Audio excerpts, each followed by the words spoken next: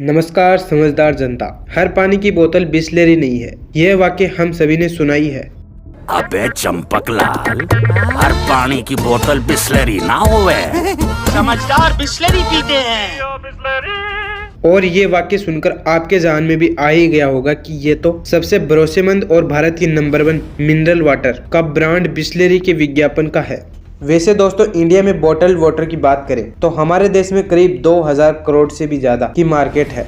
इसमें से बिसलेरी अकेला 60% का हिस्सेदार है। लेकिन फिर सवाल यह आता है कि अगर बिसलेरी इतनी ही सक्सेसफुल कंपनी है तो कंपनी के चेयरमैन रमेश चौहान आखिर इस कंपनी को बेचना क्यों चाहते हैं। बिसलेरी के बिकने की चर्चा करने से पहले हम थोड़ी सी बिसलेरी की हिस्ट्री के बारे में जानते हैं। तो आज हम इस वीडियो में बिसलेरी मिनरल वाटर ब्रांड की सक्सेस स्टोरी के बारे में बात करेंगे और जानेंगे कि आज बिसलेरी ब्रांड बन गया है भारत का नंबर 1 पैकेज्ड ड्रिंकिंग वाटर। तो चलिए दोस्तों शुरू करते हैं। बिसलेरी बोतल का नाम तो सभी ने सुना होगा। आज ये बोतल बंद पानी में सबसे ज्यादा बिकने वाली बोतल में से एक है। बिसलेरी दशकों से एक घरेलू नाम रहा है। यह भारत में मिनरल वाटर का सबसे भरोसेमंद ब्रांड है। पिछले 50 सालों से बिसलेरी अपने उपभोक्ताओं को सुरक्षित, शुद्ध और स्वस्थ खनिज पानी प्रदान करने के अपने वादे पर खरा उतरा है। बोतल बंद पानी में आज बिसलेरी का एक बड़ा नाम है, जिसे सिर्फ भारत में ही नहीं बल्कि देश के कई पड़ोसी देशों में भी जाना जाता है। बिसलेरी की स्थापना इटली के साइनोर फेलिस बिसलेरी ने की थी। भारत में बोतल बंद पानी बेचने की सोच भी इनकी थी, जिसकी वजह से आज देश दुनिया में मिनरल वाटर मिल रहे हैं।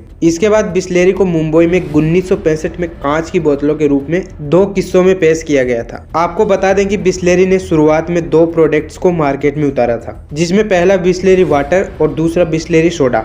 बिसलेरी के ये दोनों ब्रांड उस समय बड़े बड़े होटलों और रेस्टोरेंट में मिला करते थे। आम जनता इस मिनरल वाटर से कोसों दूर थी, लेकिन धीरे धीरे मार्केट में इसे उतारा गया। पहले पानी से ज्यादा इसके सोडे को लोग इस्तेमाल किया करते थे। कंपनी ने बिसलेरी वाटर बेचने में ज्यादा सफलता नहीं पाई। इस वजह से कंपनी के मालिक ने बिसलेरी को बेचने का मन बना लिया। इस कंपनी को पार्ले ब्रदर के रमेश चौहान ने खरीद ली। रमेश चौहान ने बिसलेरी को 1969 में खरीदा था। पार्ले ने इस कंपनी को 4 लाख रुपए में खरीदा था। इस कंपनी को खरीदने का मकसद इस ब्रांड को सोडा ब्रांड में बदलने का था। तब बिसलेरी के देश भर में 5 स्टोर थे, 4 मुंबई में और 1 कोलकाता में था। पार्ले ने बिसलेरी को लेकर काफी रिसर्च, तब जाकर इन्हें पता चला कि रेलवे स्टेशनों और सार्वजनिक स्थल पर पानी की अशुद्धता की वजह से लोग प्लेन सोडा खरीदकर पीते हैं। तब पार्ले ने इन जगहों पर बिसलेरी की शुद्ध मिनरल वाटर की सप्लाई करना शुरू किया। इसकी पैकेजिंग में काफी नए नए बदलाव किए गए, जिससे लोगों में इस मिनरल वाटर की डिमांड बढ़ी और बिसलेरी की मजबूती दिन ब दिन बढ़ती गई। बिसलेरी को साल 2000 में कई सारी चुनौतियां मिली। बिसलेरी को मिनरल वाटर की टॉप लिस्ट में देखकर किनले,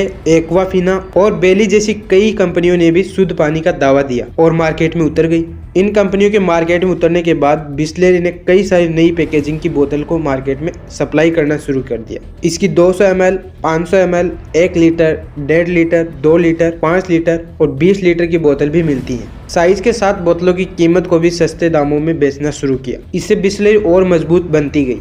आज बिसलेरी की पहचान 5 स्टोर से शुरू होने वाली इस कंपनी को पहचान भारत के साथ दुनिया में नंबर 1 मिनरल वाटर के रूप में है। आज भारत की बोतल बंद पेयजल में 60% की हिस्सेदारी है। आज ये कंपनी 135 प्लांट्स के दम पर 2 करोड़ लीटर से भी अधिक पानी बेचने वाली कंपनी की पहचान देश दुनिया में छाई गई है। आज बिसलेरी 5000 से ज्यादा डिस्ट्रीब्यूटर्स, ट्रकों और 3500 डिस्ट्रीब्यूटर्स के जरिए 3.5 लाख रिटेल तक पहुंच रहा है। आज बिसलेरी मिनरल वाटर ज्यादातर घरों की पसंद बन गई है। वैसे दोस्तों, इंडिया में बॉटल्ड वाटर की बात करें तो हमारे देश में करीब 2000 करोड़ से भी ज्यादा की मार्केट है। इसमें से बिसलेरी अकेला 60% का हिस्सेदार है। लेकिन फिर सवाल यह आता है कि अगर बिसलेरी इतनी ही सक्सेसफुल कंपनी है तो कंपनी के चेयरमैन रमेश चौहान आखिर इस कंपनी को बेचना क्यों चाहते हैं। असल में दोस्तों, इकोनॉमिक्स टाइम की एक रिपोर्ट के अनुसार रमेश चौहान अब 82 साल के हो चुके हैं और पिछले कुछ सालों से उनकी हेल्थ भी कुछ खास ठीक नहीं रहती। इसके चलते अब वो आगे अपने बिजनेस को टाइम नहीं दे पा रहे। इसके अलावा उनके पास इस कारोबार को आगे बढ़ाने के लिए कोई वारिस भी नहीं है, क्योंकि उनकी इकलौती बेटी जयंती चौहान अपने पिता के इस बिजनेस को संभालने में बिल्कुल भी दिलचस्पी नहीं रखती। हालांकि ऐसा नहीं है कि जयंती को बिजनेस की समझ नहीं है। इनफैक्ट अभी कुछ समय पहले तक ही ये बिसलेरी में वाइस चेयरमैन के पद पर काम कर रही थी और उन्होंने दिल्ली और मुंबई के दोनों ऑफिसेज को संभाला हुआ था। इसके अलावा वे कंपनी के product development, marketing, advertisement, product operation, communication और ब्रांड मैनेजमेंट के साथ साथ डिजिटल मार्केटिंग का काम भी देखती थी। और उनकी लीडरशिप में बिस्लेरी ने सफलताओं के कई ऊंचाइयों को हासिल किया है, लेकिन अब वो इस काम को आगे नहीं करना चाहती। वैसे अभी तक जयंती चौहान की तरफ से इसके बारे में कोई खुलासा नहीं किया गया है, लेकिन हो सकता है कि वो कोई अपना एक बिजनेस शुरू करना चाहती हूँ। असल में जयंती चौहान ने लंदन से फैशन डिजाइनिंग और फैशन स्टाइलिंग का कोर्स किया है। ऐसे में लोग ये अनुमान लगा रहे हैं कि शायद आगे जाकर आप वो अपने इस पैशन को ही अपना बिजनेस बनाएंगी। फैमिली में जो आपकी बिटियां हैं वो उन्होंने क्यों नहीं इस कंपनी को ज्वाइन किया? वो पहले तो इस कंपनी को चला चुकी हैं, देखभाल कर चुकी हैं। हाँ, तो 10 साल उसने काम किया है और उसके बाद अभी थक गए और ये काम उसको पसंद नहीं है। आजकल का जनरेशन बहुत जल्दी थक जाता है। आपने कहा कि 83 ईयर के मैं हूँ, अब रिटायर होना चाहता हूँ। बराबर।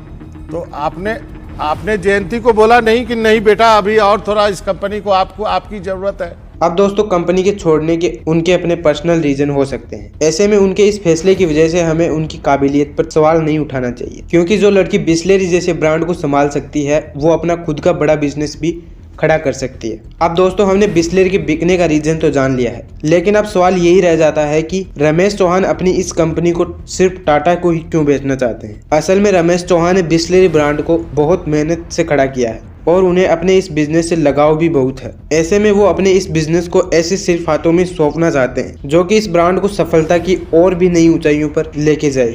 अब क्योंकि उनका अपना कोई वारिस नहीं है तो उन्हें इंडिया के अंदर टाटा के जैसा कोई ट्रस्टेड कंपनी नजर नहीं आता जो कि इस काम को सही से और वफादारी से अंजाम दे सके। वैसे दोस्तों, आपको बता दें कि टाटा और बिस्लेरी की ये डील लगभग 7,000 करोड़ रुपए में होने की उम्मीद की जा रही है, जहां टाटा ग्रुप की Tata consumer products limited Bisleri को खरीदने जा रही है। वैसे ही कुछ सोर्सेज की माने तो रिलायंस रिटेल, नेस्ले और डेनन जैसी फेमस कंपनीज भी पहले बिस्लेरी को खरीदने का ऑफर दे चुकी हैं, लेकिन रमेश चौहान ने इन सभी डील्स को एक्सेप्ट नहीं किया। खैर जो भी हो, लेकिन ये बात तो तय है कि अगर टाटा ग्रुप बिस्लेरी को खरीद लेती है तो इस डील के बाद टाटा बॉटल्ड वाटर की इंडस्ट्री में भी सबसे बड़ा प्लेयर बन जाएगा।